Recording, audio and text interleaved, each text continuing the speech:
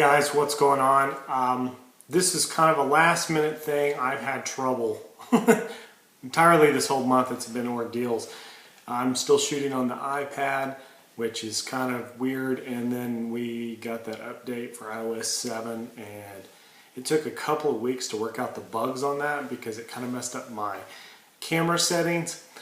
Either way, no big deal. What I want to talk about today is basically just my Halloween watch list. A couple little bonus things in there too. This week, I just wanted to try to show you what I'd watched up to this point and kind of what I have planned for the last couple of days here before Halloween. And also, just to let you guys know, I'm hoping there will be a video that's right after Halloween that kind of shows my Halloween night and some of the cool things I'm working on right now that I really don't have anything to show you, but it should be cool after the fact. So definitely you guys check back for that. Still waiting to pass 1,000. So no 1,000 subscriber contest just yet. I'm like within, I think 10 subscribers or something like that. But anyway, I wanted to show you guys what I've done so far. I have a list, and the theme this year is I wanted to do 80s horror. And I wanted to watch as many of the 80s horror movies that I had in my collection, just everything that I kind of felt like I was in the mood for. There was a lot of things I didn't watch. I'd either seen it recently or for whatever reason I wasn't in the mood for some things I own in my collection. I watched a lot of 80s horror this month, and as you'll see as my list goes on, I'll kind of pay tribute to some of the things as, you know, to the reason why I chose that. Other things I may just kind of skip through and tell you about it. The first thing I picked was from my new Chucky box set. This will be in my future update that's coming up pretty soon. I watched the original Child's Play in Blu-ray, and I really enjoy the original Child's Play. It gets a little hokey after that, and then when it gets into The Bride and Seed of Chucky, I'm just kind of okay with those. For the most part, they kind of, I don't know, they just don't feel like Child's Play movies to me, you know, it just gets too much of a joke. I went ahead and watched the original Child's Play, and that's from 1988. I'll try to give you guys the dates so that you can see that I really was trying hard to watch some 80s horror. The next movie I watched, and this was actually October 1st is when I watched Child's Play. October 2nd, I watched The Dead Zone. And this is my original DVD. I really enjoy The Dead Zone. It's creepy in a weird way. I like David Cronenberg movies, and that's pretty mainstream for David Cronenberg. But if you watch it and you see some of those really bizarre moments, especially the one, you know, not to give too much away, but there's a deputy in this movie that something weird happens, you know, where there's an odd scene. If you've seen the movie, you'll know what I'm talking about. And he has like the black rubber coat on, and he's in the bathroom. That's classic Cronenberg kind of oddness to it. Yeah, as a whole, Dead Zone is still a classic. I really like Christopher Walken. That's one of his last big starring roles, and that's from 1983. The third, I watched The Fly. This is from 1986. I really enjoyed this movie as well. It's another David Cronenberg movie that's pretty mainstream. Jeff Goldblum's really good in this. He's Jeff Goldblum. You know, if you're used to him, he's kind of always himself, but he's a little bit more dry in this than usual, even though he kind of just makes jokes the whole time. But I really like this. It's fun to watch it because it actually ages really well. Considering all the stuff that was going on in '86 and the technology and stuff that they try to use in that, it still seems fairly relevant. A little dated, but not nearly as bad as a lot of movies from around that time. Next one I watched, American Werewolf in London. This is from 1981. I'm looking over here because I've got a big list, and I'm just making sure I get the dates right in the order. But this is what I watched October 4th. American Werewolf in London is a classic. I love it. It's still got some pretty good special effects that hold up to this day. And it's got a good mix of like comedy and horror. And it's got some really bizarre kind of like dreamlike moments. And I really like all the stuff with like his friend, you know, keeps coming back. And he's a little bit more bizarrely deteriorating throughout the movie. Without giving away too much, I'll just say that. The next one I watched, this is October 5th, would be Cat's Eye from 1985, and I'm a big fan of this from my childhood. I like all the references to different Stephen King things that are shown in this, like especially early on. And it's an anthology, 80s horror, so I'm a big fan of anthology, and especially from the 80s. But I really like each of the stories in their own way. I don't think there's, I think there's some stories in there that are stronger than others, but honestly, I like each one of them for their own bizarre ways that they kind of stand out. The next one I watched, and this would be from October 6th, Return of the Living Dead from 1985. I kind of just watch this every year. I've probably talked about this basically almost every year for zombies or for Halloween watches or whatever, but Return of the Living Dead is a classic. I'm sure you guys understand the gist of that, and probably if you, at this point, if you haven't heard of it, you know, you may or may not want to see it. Evil Dead 2 is what I watched on the 7th. This is from 1987. This is one that I've enjoyed since probably, I think about 1988. I think I saw this on VHS, and that was the first time I discovered it. And it's definitely my favorite of the Evil Dead trilogy. It's the one that kind of gets the mixture right. I think Evil Dead 1 is a little bit too gory, disturbingly, you know, flat for me. I mean, there's not any humor in it, really, per se. And then the third maybe kind of gets too much comedy for it to feel like horror. And I'm not bad-mouthing Evil Dead 1 or Army of Darkness, you know, Evil Dead 3 for Europe. I like all of them, but I think this is the one that hits the mixture right for me. And I really enjoy that. It's a Bruce Campbell classic. Starting on October 8th, I watched Nightmare on Elm Street on Blu-ray. And then I decided to watch just all of the 80s Nightmare movies. So then, of course, you know, the 9th, I watched Nightmare on Elm Street 2, Freddy's Revenge, and that's from 1985. The first one's from 1984. So you get 84 and then 85. And then my favorite of the sequels I watched the next day, and that was on October 10th, and that was Nightmare on Elm Street 3, Dream Warriors. That's from 1987. I love that one. I watched that one either like the second or third day it came out on VHS. I was kind of on a waiting list, and I watched it with my cousin. And I've enjoyed it ever since then. I like that Heather Langenkamp came back for that one, and she's one of my favorites as Nancy. And then on October 11th, I watched Nightmare on Elm Street 4, and I believe that's from 1988. And then on October 12th, I watched Nightmare on Elm Street 5, and that's from 1989. They call that the Dream Trilogy or something like that, which is Nightmare on Elm Street 3, 4, and 5. They all kind of have a continuing thread that kind of hooks them all together. But I really don't mind Nightmare on Elm Street 4 and 5. I know some people are not big fans of anything, you know, after the first one. Personally, the second one's the only one that kind of feels out of place, and then I feel okay with 3, 4, and 5. I like those, especially kind of together, because they're the ones I remember the most fondly from my childhood. And then I kind of lose interest after that. Freddy's Dead, to me, just doesn't seem like it kind of fits in as well. And the new Nightmare has just a different kind of feeling altogether. So for me, when I get excited about watching a lot of Nightmare on Elm Street, I get kind of into a pattern of, you know, like really looking forward to that 3, 4, 5. So that was a good little run for those 3 days to watch these in a row.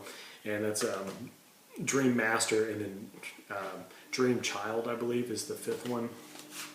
Let me look on that. Yeah, it's Dream Warriors, Dream Master, and Dream Child, 3, 4, and 5. So that's what I watched basically from October 8th to October 12th. Those 5 days I watched the first 5 Nightmare on Elm Streets. On the 13th, I watched Nightmare on Elm Street kind of came to an end, and I was looking for something sort of like that, so I thought, I'll watch Friday the 13th on the 13th. And oddly enough, it just happened to be part 6, you know, since I ended on 5 on the other one. But this is from 1986, and this is by far my favorite Friday the 13th sequel. Last year, I watched Jason X on the 13th of October, and this year I thought, well, I'm just going to actually watch my favorite. So I watched Friday the 13th, part 6, Jason Lives.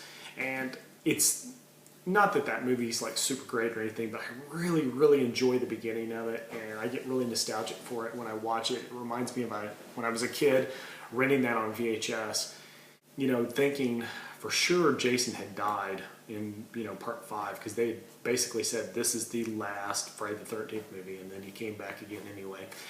And it feels very supernatural from that point on. You have, instead of like Jason the Killer, you have like Jason the Zombie, you know, back from the dead. And it feels very different, and I kind of enjoy that, you know, that move forward into that. So that's what I chose for the 13th, Friday the 13th, Part 6 from 1986. On the 14th, I watched Night of the Creeps from 1986 as well. This is just a good kind of like, it feels like almost like a college comedy at points. But there's a lot going on in this movie. It's got some scenes, you know, going back to like, I think it's like the late 50s.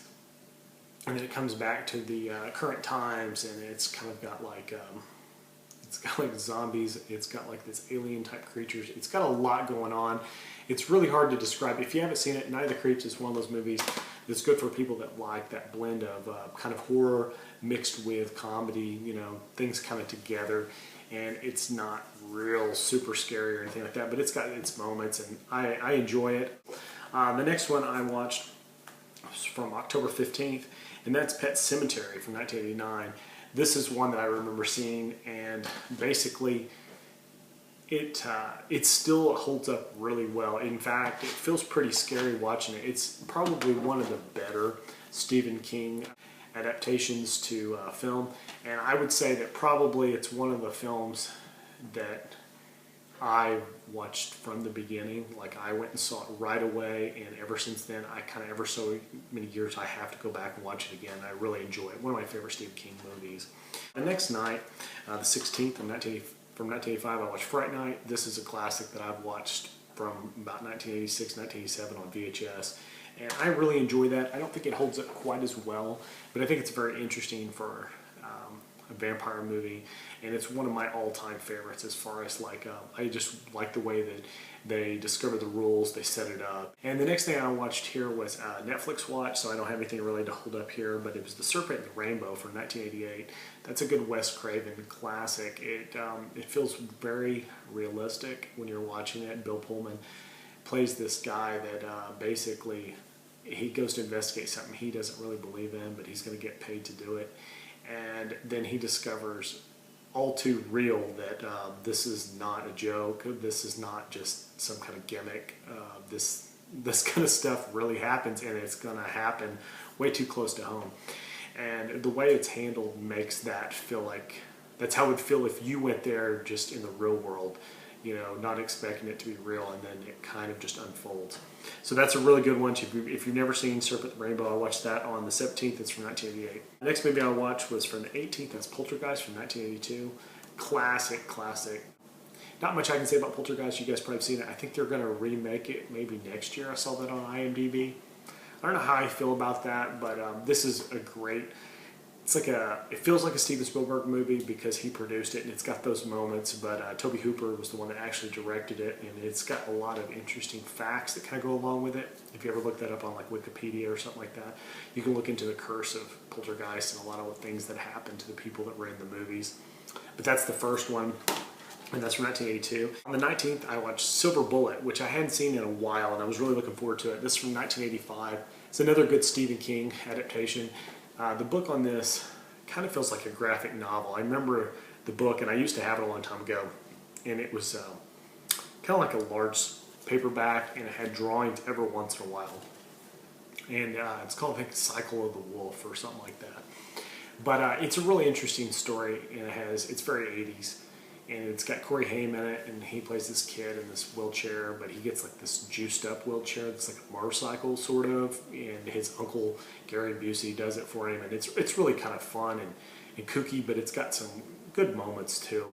It's a very, you know, 80s kind of movie, so yeah, if you get a chance, definitely check out Silver Bullet. I really enjoy that one. As far as werewolf movies go, there's not very many that I'm a big fan of, and that one's pretty high on my list, probably within the top 5. The next movie I watched, 1982, Creepshow, one of my all-time favorite movies, probably one of my favorite 80s movies for sure, and probably one of my favorite anthology movies. Creepshow's classic. Not much I can tell you about it that you probably already don't know. Based on some work by Stephen King. Stephen King's actually in this. He plays in one of the little short stories, the anthology stories. He's the main character. But it's cool. It seems like a comic book, but it really seemed like a comic book back then. Kind of like the way Swamp Thing, you know, has a very similar kind of layout. But this was done by George Romero. It's really cool. If you've never checked out Creepshow, definitely check that out.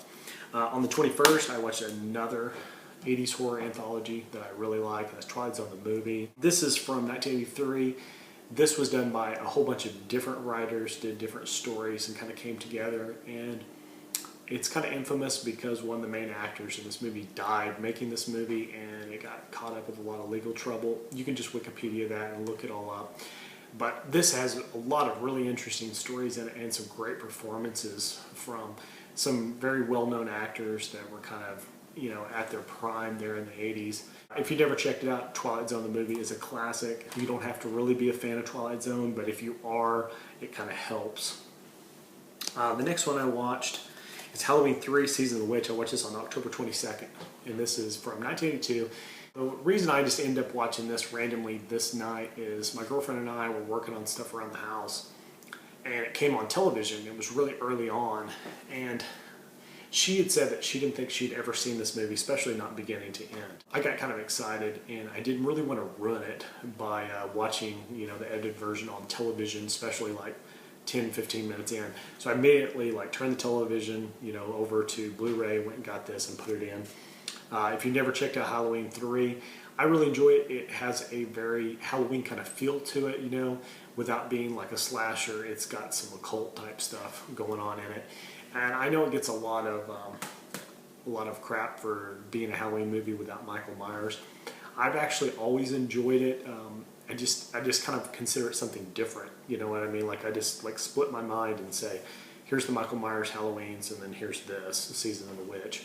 And if you kind of keep those separate like that, it's not bad at all. In fact, I really think that Season of the Witch holds up pretty well. It's still a good movie. I really enjoy it. The next movie I watched is from the 23rd. I do not have a DVD, Blu-ray, or anything for this one. This was one that I also watched online, kind of like Serpent in the Rainbow. This was from 1988. On October 23rd, I watched Pumpkinhead. It's the first time I'd seen Pumpkinhead all the way through in several years. And Lance Henriksen's in it. He's always good. I really enjoyed it. It's one of those movies that I think it holds up pretty well. It's got a feeling sort of similar to like a Pet Cemetery kind of thing, but not really, you know, not like there's a cemetery or anything like that. But it's got kind of a weird effect like that at the beginning. The story setup's similar. I really enjoy it, and I think the special effects, like the creature effects, are really good. And I think like Stan Winston did that, so that's probably the reason why it looks as good as it does. On the 24th, I watched Poltergeist 3 from 1988, and that's another movie I do not have the movie itself. After watching Poltergeist 1, I was kind of in the mood to watch 2 and 3, and 3 was the only one I could find online, like on Netflix or whatever. So I ended up watching that just because I hadn't seen it in a really long time. I saw it at the theaters back in 1988. I remember seeing it with a friend of mine, and honestly, this movie is low budget, but it's actually pretty good. I like the way that they did kind of some lower cost effects. The mirrors and stuff like that would still kind of make it creepy.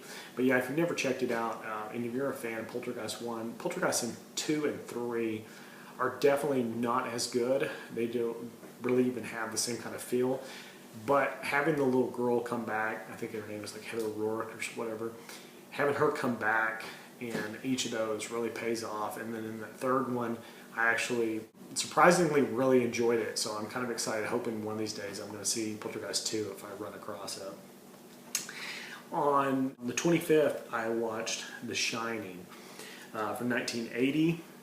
And so down at the bottom, I ended up watching a documentary not very long ago. My girlfriend and I watched that, Room 237, which, you know, I mean, like, you got to take some of that stuff with a grain of salt. It's a little over the top, but some of the other things were really interesting too.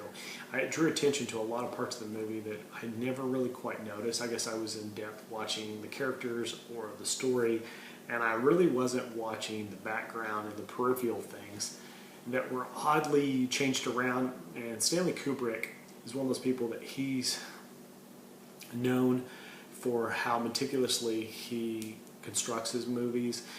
The background, the story, the dialogue, everything is at such a, you know, accurately done to the way he wants it.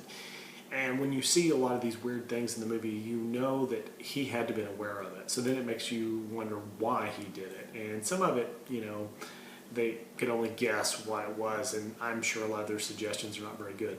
But Room 237 definitely got me nostalgic to watching Shining, and actually gave me a never before perspective on the movie that kind of refreshed it for me. And so my girlfriend and I really enjoyed watching that. So The Shining is what I watched. That's from 1980. The next movie I watched the next day was with her children, and it was The Watchers from 1988. We watched this on October 26th. The Watchers is actually pretty good, and it's one of those movies that I got this on a UK Region 2 DVD. I hadn't seen it in a really long time either. It's a very 80s type of movie, but her son had read the book, and he was kind of excited to see that. So it was kind of fun to watch that with them because they'd never seen it before. The next night, October 27th, I watched The Gate. That's another Netflix watch, or online. I don't know if it was that or something, but it's from 1987. That's one that I've really enjoyed since I was a kid. I just hadn't seen it in a long time. Some of the special effects on that is pretty good, and some of it is kind of hokey. But as a whole, I just get a very nostalgic feeling just watching The Gate, and I think it's fun.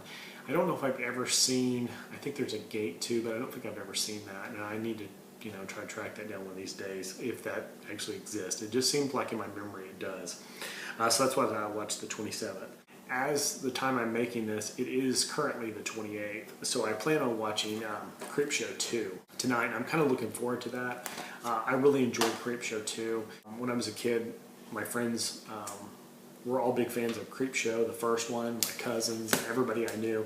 So it was definitely one of those things that we were looking forward to, the release of Creepshow 2. And I remember going to the video store, and it hadn't released yet, but it was on the list. Like they had like a chalkboard or like a dry erase board or whatever up on the wall, and it was telling the dates.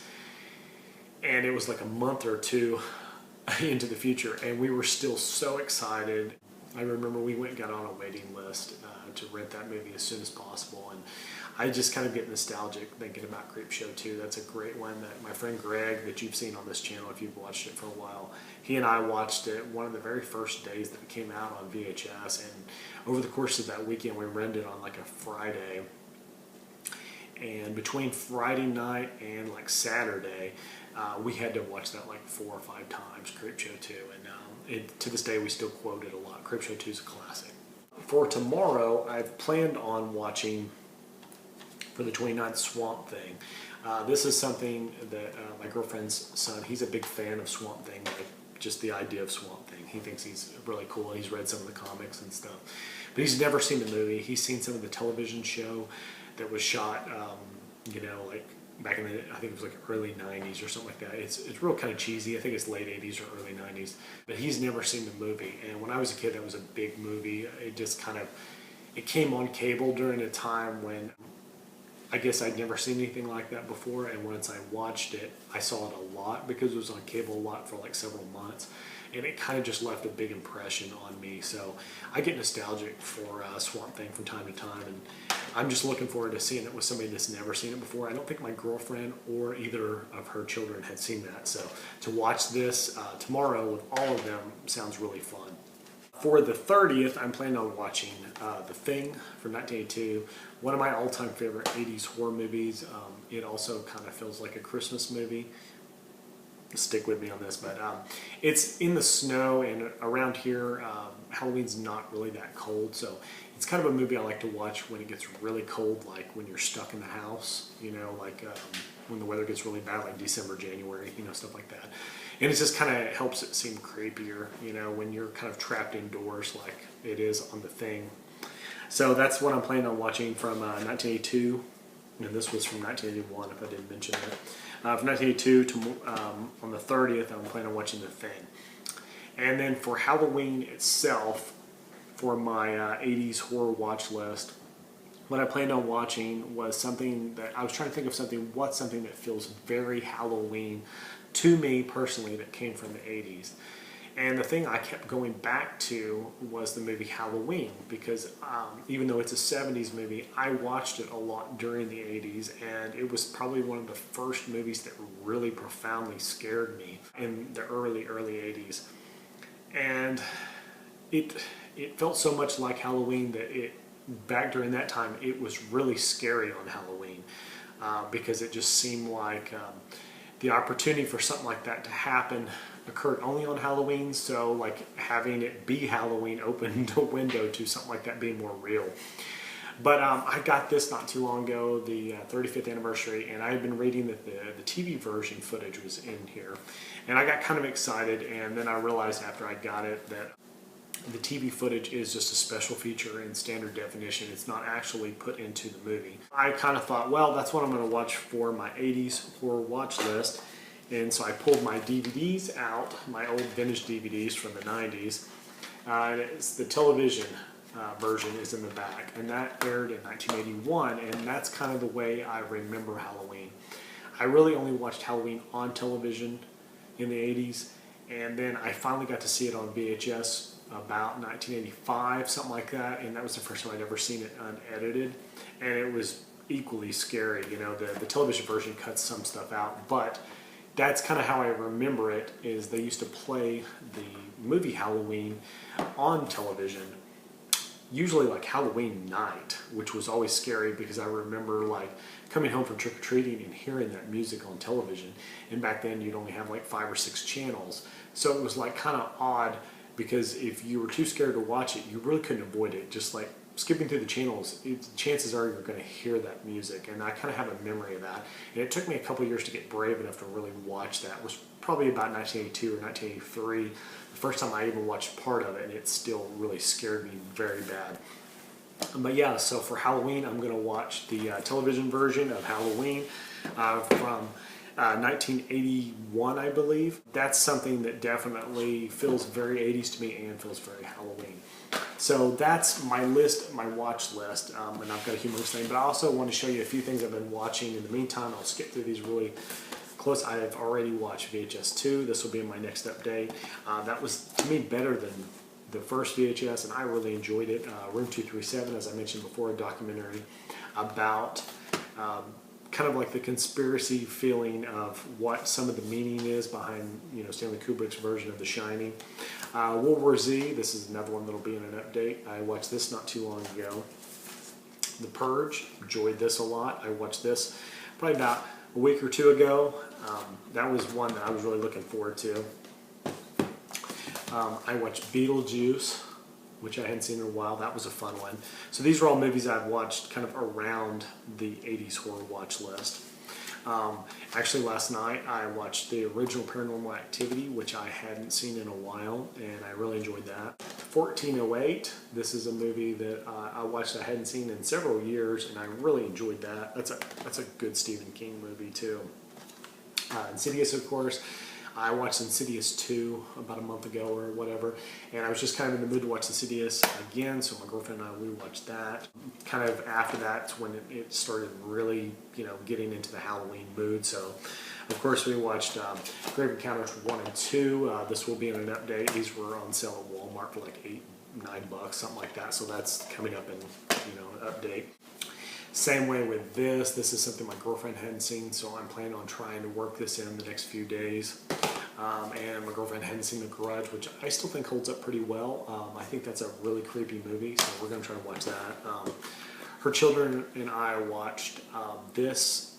This is The Simpsons. I think it's Treehouse of Horror number 5 from the 6th season, which is really good because I was telling them about the scene where Homer, I think it's called Time and Punishment, where he's going back and forth using the toaster. That's one of the classic Treehouse of Horror moments, so we had to watch that one night to have something kind of Halloween-y to watch. Some of the other movies I'm planning on watching very soon, The Conjuring. I've seen this at the theaters, but I haven't watched this on home video yet. And Sinister, this is one that I haven't seen since it very first came out. I was kind of in the mood for that. Of course, Trick or Treat, I'll try to watch this in the next couple of days. I watch this every Halloween, you know, if I can, and I just try to save it towards the end of the month because it feels, you know, awesome to kind of get that Halloween mood and this together, because if you watch this out of season, it really doesn't have the same kind of effect. I like it, but it's not a super scary movie, but it just feels a lot like Halloween. One of the ones I've been in the mood for, and this is one I hadn't opened yet, but Blair Witch Project, that's just one I've been thinking about. New Nightmare on Elm Street, I don't know if I'd mentioned that one, but that's one I was just kind of in the mood to watch. So this is one that I watched the other day. I was talking about this, the 100 scariest movie moments and 30 even scarier movie moments. Those are two specials that Bravo did. I think like the 100 scariest movie moments was in 2004, and then the other one was like done like 2005 or 2006.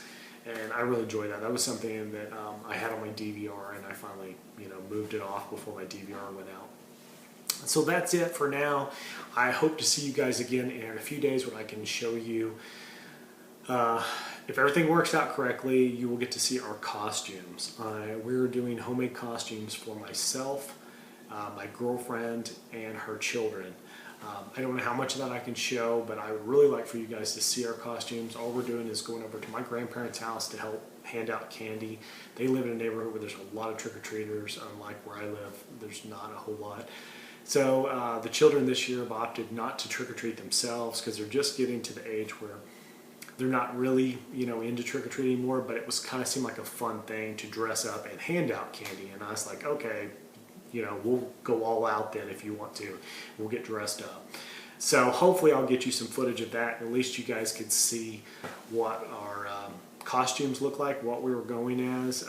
You guys, I think, would be pleasantly surprised what we picked. We picked all kind of strange costumes. Okay, so I'm going to go ahead and get out of here. I hope you guys have a good Halloween. If I don't see you between now and Halloween, have a safe and happy Halloween. And if you're watching any interesting, kind of like Halloween watch list type movies, let me know. Something that maybe I missed that would be really good for 80s, or maybe something that's recent that's really good that feels like a good Halloween movie. Leave me a comment below and let me know. Okay, I will see you guys again soon, and happy Halloween.